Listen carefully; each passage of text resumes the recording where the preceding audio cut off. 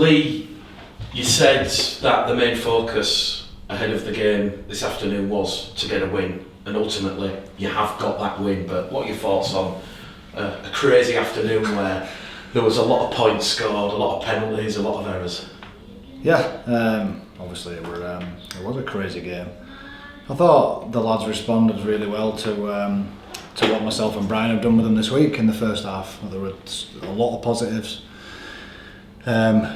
From what we'd done this week, what we'd spoke about, the things that we haven't been so good at recently, and I thought there was a response from the lads from what had gone on, technically and attitude-wise and everything. There was a little blip there with the intercept, which we obviously gifted them that 6 points. Half time we spoke about that. We said we'll be disappointed if it ends up being a game like that. We said all the right things, but obviously the actions of it weren't good enough. We made an error straight away, tackled 3, and then we back it up with an offside straight away, and then on that same side that's where they burrow over and score as well.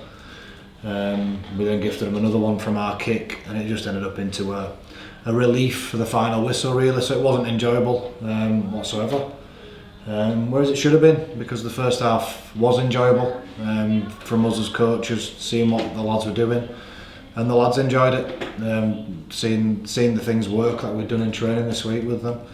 But obviously second half it sort of went out of the window. It's going to be a battle for myself and Brian if we're doing it for a prolonged period of time or another couple of games or whatever, and for the next coach that comes in. It's a bit of a challenge, the inconsistency part. We've been like that since game one. We've played well one full game or near on, and then put in a horror show, or we've done well in a half and then poorly in a half, and today was the same. But there's certainly positives in the first half with what we did defensively and with the ball, and then obviously plenty to work on with what happened in the second half. So if you were to ask me this Monday afternoon this week what you think it's going to look like, I said, well, it's going to be disruptive, it's going to be a strange week, but we'll happily take the win with things to work on, and that's what's happened. You mentioned those inconsistencies, and I think if ever's the game that shows Bradford being an inconsistent side, it's this one this afternoon. How easy or how hard is it going to be for you and Brian to rid the side of those inconsistencies where you go in at half time 26-8 and then you don't concede 18 points straight after the restart and then you're chasing the game? It depends on your circumstances. So there's things we can do in training and video we can look at, which will affect some things overall. Unfortunately, you just get individuals sometimes that's just them, and they're inconsistent players, and wherever they go, whichever club they're at, that's what they're like. So that might be a challenge for us going forward, depending on what player availability is like. Is that players that are continuously like that just can't be in the team, or else you'll get served up with inconsistent performances. That's just fact.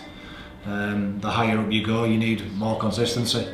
We're aiming for obviously higher than where we are at the minute. So if there's players that aren't capable of doing that at this level, of performing well week in, week out without making the same errors, then obviously they need to come out of the team. You made 6 changes to the side today. Talk us through those changes. One of them, of course, was Billy Jowett playing standoff alongside Dick Patton, and obviously the return of Ben Blackmore, Foggy Johnson and Brad England. Okay, I didn't know it was 6. We obviously looked at what we had fit. So Ben's been injured for a bit and was all right this week. Trained well, and I think generally has been pretty good for us this year. He's a big strong thing out there. We know that.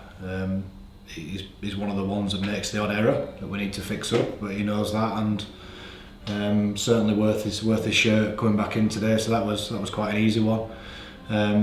I've had plenty of discussions this year anyway with Fogg.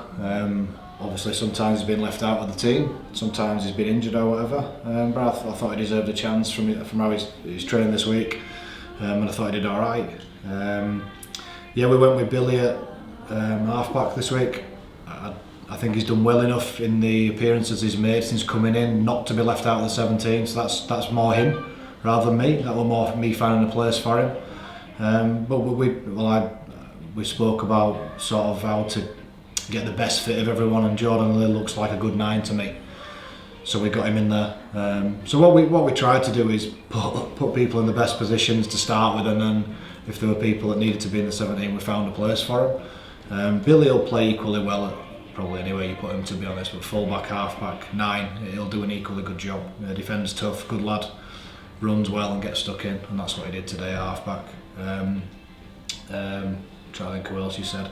No, we made a bit of a conscious effort this week. Obviously there were a lot of disruption on Monday and then going into training this week, so it was different. You know, Tuesday had a different vibe to it because the head coach that was there 2 days before wasn't there anymore, and then all of a sudden myself and stepping up with Brian, so it were two not new voices because I've been there, but it were a different sort of atmosphere going forward. So there were already plenty of disruption, so we felt the best way to go was get as many Bradford players in there as possible, and then it were over to them really. We'll have to look at video, see if the 40-minute good performance was enough for us to think that's the way we want to proceed, or whether we think actually, you know, we can strengthen with what we get offered or what players are out there. We're hoping some of our own players will return for the next game anyway. And listen, we use loan or dual edge if we think it strengthens us. We don't do it just for the sake of it. If we think it strengthens us that week, then that's what we'll do. There's plenty to look at when you're doing it. It's not just a case of having a good team on paper. There's a lot of things that go in, combinations, and you know, and that sort of effort that you get when someone's your player and someone who's dipping in for a week or not. You know, we've got to balance all that and make sure that comes into our thought process when we're doing it. But we did. We turned players down this week. Made a conscious effort of going in with pretty much all our players. We had Fenton, who we look at, to be honest, as our player because he's been with us all pre-season. So we felt like really we had like Nathan Mason in as one loan and he scored 2 tries. So we did benefit from that one. And that's the way we went with it. Like I say, we'll have to have a look. We'll have some discussions this week. We've got no game, so that gives us 2 weeks of training leading up to the next game. And that's where the team will get selected, is through training, not just through off today's performance. We'll take a lot out of what we do in training now. You just mentioned about your loan tech, dual reg or loan players, if they're going to benefit the sides. There was no Rob Butler, Jack Bibby or Jason Gary. What's the status on them? Are they still on loan or have they gone back to their clubs? No, well, you put me on the spot now. I've only just rocked up this week to sort of get involved in these conversations. Sorry, it was just an interesting omission that I saw on the team. So I don't know the total ins and outs of everything that's going on. Rob's not with us anymore. He's gone back to Wakefield. Yeah. Enough that one for a fact. That was the week before anyway. Yeah. Jack and Jason are still with us as our players. Again, we just felt like it was best to go with our players this week, who trained with us all week and have been with us for longer. And that's the way we went with it. Will that be the right way going forward? Will that change for the next game? We'll see. But certainly my personal opinion, and I don't even know if I'll be in charge for the next game or have a total say in it, is that the loan players need to be better than ours to put in. If they're not better than ours, then I'll always side with our players first. They need to be clearly better than who they're coming in for. Just finally from me, Lee, because I know Nathan and Keith probably want to ask some questions. What impact has Brian had? Because obviously it is a coaching sort of partnership, and anyone who was at Odsall today clearly saw you and Brian in the dugout on the touchline, walking up to the terracing to watch from a vantage point. Yep. What impact has Brian had this week on the club? Good. I mean, he's different to me. He's won Super League World Club Challenges with his club as well. So to have him, I mean, he's been there anyway. It's not like he's just come in fresh this week. He's been there. I've probably used him a bit differently, and he's obviously got more involved, hands-on, rather than just coming in a bit ad-lib. I asked him on Monday how much could he commit to, and he said, look, let's do it. So we're doing it together. So I mean, for me, I'm still a relatively young coach. Obviously, I'm gonna get as much as I can off him, learn what I can. So for me, I'm working with Ryan Noble, who's won Super League, won the World Club Challenge and everything like that. I'm working with him for a couple of weeks, so it's work experience for me. And the lads need to be the same. They need to hang on every word that he's saying and take it on board. And what we've actually done in training and what we've done with the lads, I think, was on show a bit in the first half, even though we've only had them for a short period. But then obviously there's still plenty of work to do, and I think it helps.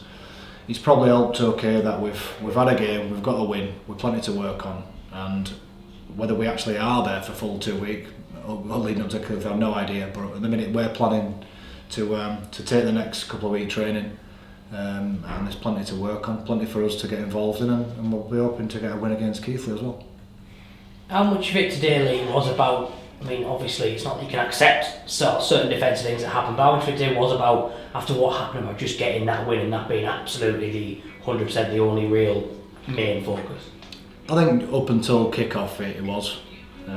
Once kick-off goes, the coaches are different types of guys. They'll tell you they want the result and stuff, but then every little thing annoys you. So what you see out there annoys us 10 times more.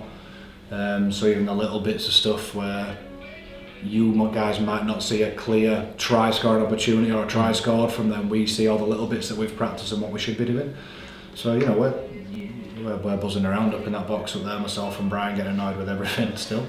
And we're really grouchy after that. As much as during the week it was just all about the win, we've spent half an hour in that changing room debriefing, just between ourselves, having a go at what was not good in the second half, and about 2 minutes on what was good in the first half. Yeah. So while we're doing it, obviously, like I say, Brian's pedigree is much more than mine, but we're of the same mindset that we're grumpy men, and we want everything to be miles better than what it's been, and we want everything to improve from that second half performance. Yeah, you mentioned Fenton a lot in the first half. I suppose he was very good. How good is it with Fenton? Obviously, a lot of people dipped in and out of the team, but like you said, even though he is Huddersfield's, you see him as your own because he played every game, I think, apart from when he was suspended. I mean, and maybe that shows at times how we didn't have someone that, while he's on loan, has kind of been here all season. So it's not a case of just using him for 1 week, then he's back, and then he's back. Or he's there. He's almost like a ball player. Listen, it's always much better to have a loan signing that just does everything with you. Sometimes you get loans that might only train part of the week with you, part of the week with the other club. Sometimes they're dipping in for a couple of weeks or a month. So obviously to get Fenton early doors, Andy was in pre-season, and we knew we were going to have him for the year. He's almost like our permanent player. So for him, he's been able to sort of be part of the victories that we've had. Toulouse, Widnes, Sheffield, some good wins, and be part of the low bit. So he probably feels like a Bradford player this year anyway, rather than a Huddersfield player. But I think that's more the type of guy he is anyway. He's he's 100%. He's all or nothing. He's Fenton. So more to do with him, being part of Bradford. It's more just probably him, his attitude and outlook of it all himself. He just goes really hard. But yeah, we probably do see him as our own this year just because of how much he's been with us, and that probably swayed it for him to the end. Yeah, definitely. And obviously Nathan's someone that is kind of looking like he's going to be dipping in, but for someone to come in sort of so late and deliver a performance like obviously he got a couple of tries and really showed his power. I think Mick's called him a Super League enforcer. He looked at a lot today at times. He really sort of bulldozed through, but I'll please him with the impact he made with him coming in such short notice. Yeah, well, there's a big body in it. Listen, Swinton were busted today. They've got loads out of Swinton, and while they had what I call the result of the season last week against Toulouse, they had a lot of players missing. They had to bring 5 in themselves on loan or dual reg just to sort of put a team together. And they weren't big in the middle, and they struggled a bit when we sort of went direct. So for us to bring Nathan on, it was a big human. Obviously helped, and then score 2 tries on your first game obviously is an impact. He's had a bit of a disjointed effort himself. He's obviously was wanting to get in Huddersfield's team at the start of the season, did pre-season with them. Didn't quite happen. He's then been shipped out to Wakefield, and either by their choice or Wakefield's choice, he's ended up back at Huddersfield. And sometimes we don't look at it from the lads' point of view. Like the lads, you do the pre-season with the club and you want to play for that team. Sometimes you're going out for short-term game time, and it's not easy for them to come in. And I thought he's bought into everything. Weirdly, it's probably been actually a good week for him to join because it was almost like a fresh start on from Tuesday, a bit different for everybody. And he joined at that time, so it probably helped him this week anyway. I think it's interesting you mentioned about the fresh start, and I think it was really pertinent what you said about you and Brian saying about inconsistencies and stuff. Do you think there's been maybe a level where if players are known to sort of be capable of one really good game in sort of 3, they're almost like guaranteed players, and you need to sort of say to them, no, you've got to keep that going. You're not going to get your reputation. Yeah. Well, I mean, look, I don't know what you're thinking that plays well 1 in 3 and they play every single game. That certainly hasn't been. I've been here with Mark. I've certainly not been part of them discussions where he's got to play because he might play well. We've certainly had those types of chats. Don't forget we've had quite a lot of people out injured. So actually, even though it might not look it from the outside, the amount of people we've actually left out who were sort of senior players is probably minimal compared to what you think. I'll admit it might have looked messy at certain weeks where we're bringing in certain players from elsewhere, but that's what we've done to try and get a result for that particular week. We know for a fact it leads to disjointed performances, but you've still got to make that decision of should we put our own young lads in who might not quite be ready all to play at the same time or next to each other, or do we bring in a player that maybe has got a bit more experience and is full time at the moment? Is that going to help us? It certainly wasn't to just do it just to pick Leeds players or anything like that. But no, listen, I think we took some strides forward certainly in the first half this week. Second half, yeah, I wouldn't say it was back to bad ways. It's just something we've shown this year where we can string a decent half together and then sort of not be able to get out of a bit of a hole. And that's a challenge for us for the next 1 or 2 games or whatever.